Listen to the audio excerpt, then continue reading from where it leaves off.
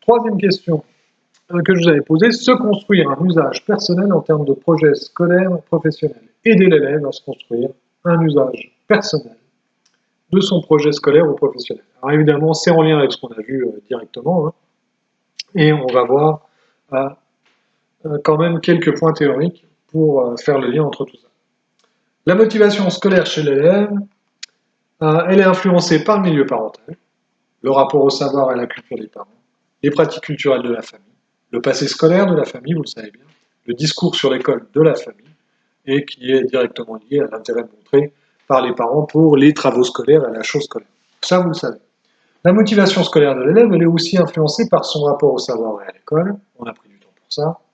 Sa réussite scolaire, ben ouais, c'est plus facile d'être motivé quand vous y allez et qu'on vous dit que c'est bien, que vous êtes un bon élève et que vous êtes un gentil petit gars, plutôt que quand on vous dit que vous êtes un problème pour tout le monde au niveau scolaire.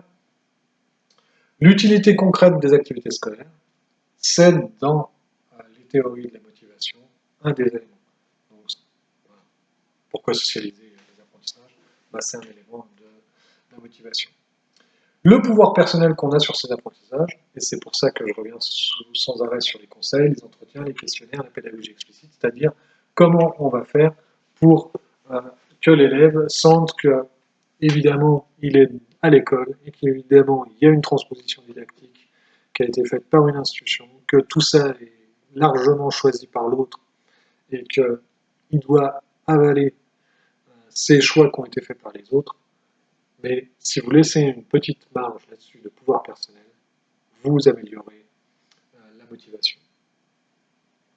Et dans la théorie de la motivation, il y a l'idée d'un passage de la motivation extrinsèque à la motivation intrinsèque. Alors, extrinsèque, c'est extérieur, intrinsèque, évidemment, intérieur. Faire passer les savoirs d'une proposition externe. Pourquoi on apprend? On a pour les notes, pour la peur de la sanction, etc. Une motivation interne. Je veux savoir ça parce que ça m'est utile, parce que ça m'intéresse, etc. Donc on voit bien la difficulté qu'il y a toujours à faire ce passage-là. Et je vous dis, hein, les notes, quelque part, c'est nous qui avons créé cette dépendance aux notes des élèves, même si on les regrette. Alors, on continue là-dessus. La motivation scolaire et l'estime de soi, évidemment, ça va ensemble, petite révision. Tout élève ne peut être motivé pour un apprentissage qu'on lui propose s'il juge qu'il ne maîtrise pas les capacités intellectuelles pour faire cet apprentissage. Vous avez ici l'estime de soi, qui, avec une flèche qui va vers la motivation, une petite flèche, engagement et persévérance dans l'activité, une petite flèche, sentiment d'efficacité et de fierté, estime de soi. Évidemment, vous voyez comment l'estime de soi, c'est une tarte à la crème de la spécialité et de la spécialisation, mais bon, c'est toujours bien de le dire, quoi. Vous êtes motivé, ça vous permet d'être persévérant, la fait d'être persévérant, ça vous donne un résultat qui vient lui aussi renforcer votre estime de soi, qui fait que vous êtes motivé, etc. etc. Il s'agit de rentrer dans le cercle vertueux. Pour le projet professionnel, vous avez des règles. Essayez de vous poser en médiateur entre le projet et l'élève. Essayez de vous effacer du côté du décisionnaire. Ça, tous ceux qui travaillent là-dedans, je pense que vous savez très bien que vous n'arriverez pas à faire devenir l'élève ce que vous voulez qu'il soit. Et on le voit bien, c'est plutôt intéressant de se poser en médiateur, c'est comment, moi je suis là pour t'aider à y arriver, quoi, quelque part. Ce qui est utile, c'est que pas mal de jeunes choisissent par défaut ou on leur demande à 15 ans ce qu'ils veulent faire plus tard, hein, on sait tous que c'est compliqué. On peut travailler évidemment l'orientation de façon brute, hein, aller voir les métiers, etc., ce qui est toujours intéressant. Un aspect qui est très intéressant aussi, aider les jeunes à se connaître et à se définir. Des entretiens autoréflexifs, des tests de goût, de la personnalité, des bilans de compétences scolaires ou autres. Enfin bref, allez voir aussi du côté de ce qui n'est pas directement professionnel pour aller creuser, qu'est-ce que tu aimes, etc. Bon, je pense que ce sont des choses que vous faites, hein, puisque ça revient dans vos écrits, mais quand même. Permettre aux jeunes d'expérimenter, alors moi ça c'est vraiment un savoir expérientiel. Au fur et à mesure des années, je me suis rendu compte que il était plus intéressant finalement d'accompagner un élève dans une voie même si on pense que c'est pas fait pour lui, plutôt que de vouloir absolument lui faire économiser du temps et de la peine, hein, avec l'espoir qu'il va s'orienter tout de suite et éviter tout un cheminement long et compliqué qui va le vouer à l'échec. Et ben, au fur et à mesure, je me suis rendu compte que non, finalement, il était plus intéressant d'accompagner un élève vers un chemin qu'on pense qui n'est pas fait pour lui, plutôt que de l'empêcher. Pourquoi? Parce que soit il rate, dans le sens où c'est effectivement pas fait pour lui, il s'en rend compte, et vous, vous sortez du rôle d'empêcheur, vous avez été aidant, et comme il va se retrouver un peu le bec dans l'eau, il va revenir près de vous en se disant que vous l'aiderez encore, et il a vraiment besoin de vous, soit il réussit, et finalement, tout le monde est content. Et même vous, vous vous êtes trompé, bah c'est une bonne leçon, mais au moins, il a trouvé sa voie. Donc finalement, on n'a que du gain. Intéressant aussi pour le projet professionnel, essayer d'être de son côté et de devenir un tiers entre lui et le désir parental. On sait que parfois, c'est compliqué pour les parents de comprendre, ou plutôt de ne pas comprendre pourquoi l'élève n'est pas motivé, etc. Et ben, travailler autour de l'élève sur ce qu'il est, etc. Et soyez un allié dans le discours par rapport au discours parental, ça les jeunes ils sont sensibles. Et puis aller voir beaucoup de choses du côté du modèle de la formation pour adultes, c'est-à-dire là profitez-en. Voilà. Vous êtes dans une formation pour adultes, nous on sait ce qu'on regrette, hein, par exemple l'impossibilité de faire avec vous pour l'instant, on trouvera le moyen dans les années qui viennent, hein, de faire des ateliers autour de l'analyse de pratiques professionnelles, des choses comme ça. Bon, il y a plein de choses qui dans la formation pour adultes sont faites, qui ont un intérêt à être faites dans la formation professionnelle. Je voulais revenir sur l'estime de soi. L'estime de soi, c'est une qualité de base pour tous. Elle correspond à la valeur que chacun s'accorde à partir de la conscience de ses ressources et de ses manques, de sa capacité à surmonter les obstacles, à rectifier ses erreurs, à trouver des solutions pour agir. C'est un sentiment personnel qui se construit et évolue tout au long de la vie, à partir de ses expériences propres et à travers le regard de l'autre. Il y a le double, il y a notre expérience et il y a le regard de l'autre. L'estime de soi est fondamentale à l'école. Pourquoi? Parce qu'elle est nécessaire à la réussite scolaire et parce qu'elle permet une autonomie de pensée, une prise de risque pour se lancer et progresser dans tous les apprentissages. Je vous parle de ça parce que, évidemment, il va y avoir un effet de l'estime de soi sur les apprentissages et l'investissement scolaire. Je voulais vous parler de la situation d'échec répété en classe, qui est un point extrêmement important. Vous avez, dans la situation d'apprentissage, ça c'est une diapo que j'emprunte à Christophe Luxembourger, avec qui on utilisait cette diapositive pour des conférences qu'on faisait à destination des futurs enseignants. Ici, vous avez un problème, c'est qu'à chaque fois que vous allez faire une situation d'apprentissage, il y a de l'incertitude. L'incertitude, c'est-à-dire qu'on ne sait pas, au départ, si ce qu'on va apprendre, on va réussir à l'apprendre. Avec le risque d'avoir l'impression d'avoir été un incapable d'apprendre en tout cas. Au fur et à mesure, quand vous avez beaucoup de situations d'échecs répétés, là où normalement vous êtes dopé au sens propre par la dopamine qui vous permet de trouver du plaisir dans la recherche par anticipation de la réussite, et bien ce qui va prendre le pas, c'est l'adrénaline, quelque chose de beaucoup plus négatif, avec de l'angoisse, du stress, des hormones qui vont vous paralyser, hein, des hormones de stress, comme la cortisol, et qui vont vous amener plutôt à voir à chaque fois qu'il y a apprentissage quelque chose du côté de l'angoisse et du stress plutôt que quelque chose du côté du plaisir. Et ça, c'est un circuit qui est un circuit de récompense ou un circuit, au contraire, d'angoisse qui se met en place chez l'élève et qui est incontrôlable. Hein, c'est vraiment un processus qui se passe au niveau du cerveau et au niveau des organes.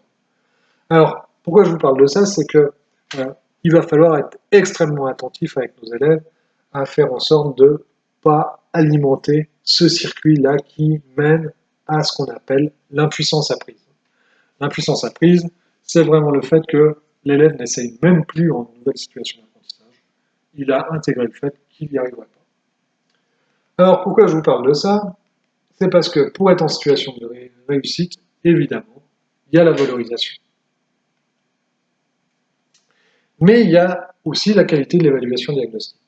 Pourquoi? Parce que vous allez viser la bonne zone proximale de développement au sens de Vygotsky. Faites très attention à ce que vous puissiez valoriser les jeunes à travers une évaluation diagnostique et des zones proximales de développement bien ciblées.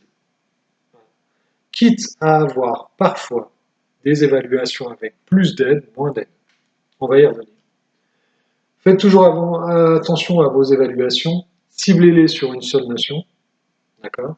Et ciblez-les sur des exercices que vous avez déjà faits. Ce n'est pas le moment de faire des pièges, etc. Voilà. Ne sanctionnez pas systématiquement le son ou l'orthographe, vous travaillerez ça à un autre moment. Si vous voulez, mettez une note de cahier. Voilà. Mais sur les évaluations, tout au long de l'année, n'enlevez pas les points systématiquement. Et puis, enfin, on aide à la tâche. Alors, les aides à la tâche, c'est pour éviter de se retrouver dans cette situation où, à chaque fois, le jeune se retrouve à finalement être en échec et à devoir renoncer. Les aides à la tâche, c'est ce que vous allez faire pour que le jeune n'en arrive pas là. Alors là, je vous ai mis les aides à la tâche de Préra suite aux travaux de Brunner. Eh ben, on va prendre 2 secondes pour voir ce qu'on peut faire autour d'une tâche avec un élève. On a les principes. Principe de hiérarchie. On propose des exercices de difficultés différentes. On varie les exercices en jouant sur la longueur, le temps requis pour les réaliser. Principe de variation. On décompose les tâches complexes en une suite ou une série de tâches simples. Principe de segmentation. Dans les variables didactiques, vous pouvez jouer sur la longueur, les chiffres, les nombres. C'est pas la même chose de décomposer un nombre si c'est un nombre de centaines ou un nombre de milliers. Et puis décomposer les tâches. Moduler le nombre ou la difficulté des documents. Principe de modulation. Modifier le libellé des consignes. Principe de simplification. Il ne s'agit pas de simplifier le travail, il s'agit par contre de simplifier la demande, l'énoncé, de rendre accessible la question. Confirmer de manière régulière l'avancement du travail. Le principe de guidance, on valide à chaque fois. Et ça permet à l'élève d'avancer sereinement. Accepter toutes les solutions proposées, suspendre l'attitude normative, principe de tolérance.